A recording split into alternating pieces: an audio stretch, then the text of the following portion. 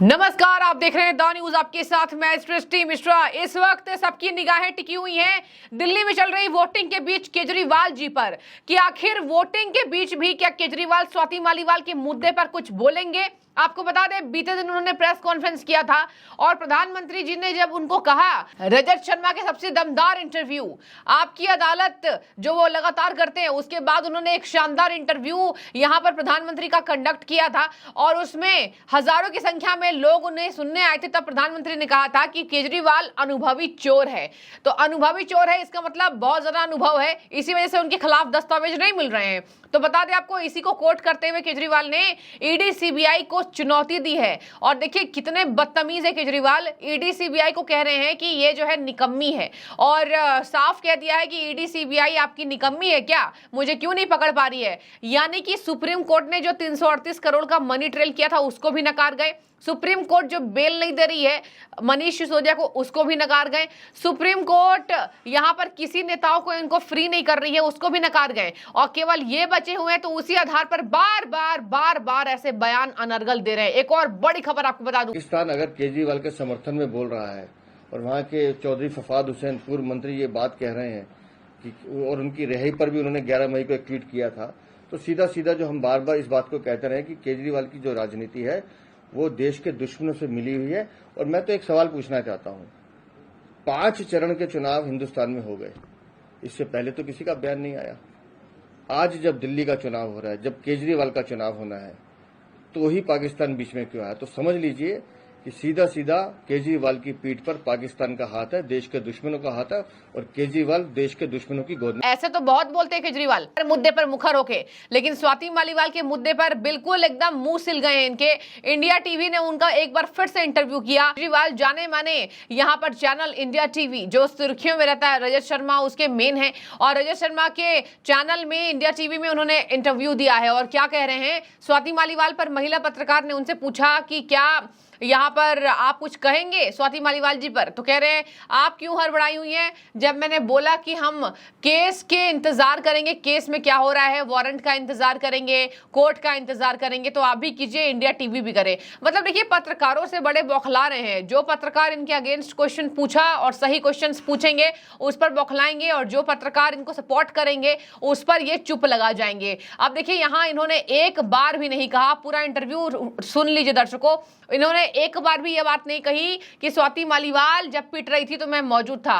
स्वाति मालीवाल ने सनसनीखेज आरोप लगाए हैं कि केजरीवाल जी घर में मौजूद थे।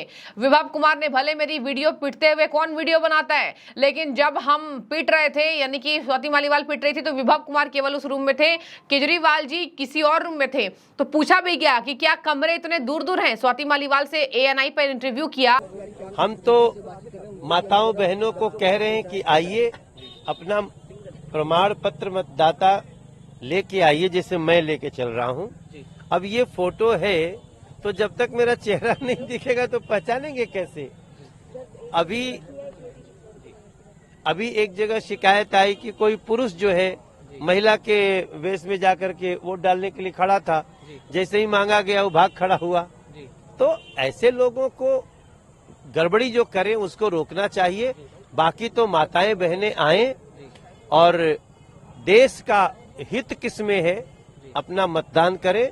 देश का हित नरेंद्र मोदी जी के साथ। एलजी साहब ने ट्वीट करके कहा है कि केजरीवाल लगातार रो रहे हैं, जहां जाते हैं रोते हैं। वो ट्वीट उन्होंने केजरीवाल ने आतिशी ने ट्वीट किया था, जिस पर ये कहा गया था आतिशी की तरफ से कि इंडिया ब्लॉक के लोगों को वोट डालने से रोका जाएगा। इस पर जब केजरीवाल ने ट्वीट किया तो एलजी साहब ने जवाब दिया कि केजरीवाल रोते हैं जहां जाते हैं। इस पर आपकी क्या प्रतिक्रिया है? देखिए, चूंकि वो उनको जनता ने भी प्रेम नहीं दिया, जनता कह रही है ये तो 2 जून को वापस तिहाड़ में जाने वाले हैं, ये तो भ्रष्टाचारी हैं, माथे पे लिख दिया है सुप्रीम कोर्ट ने।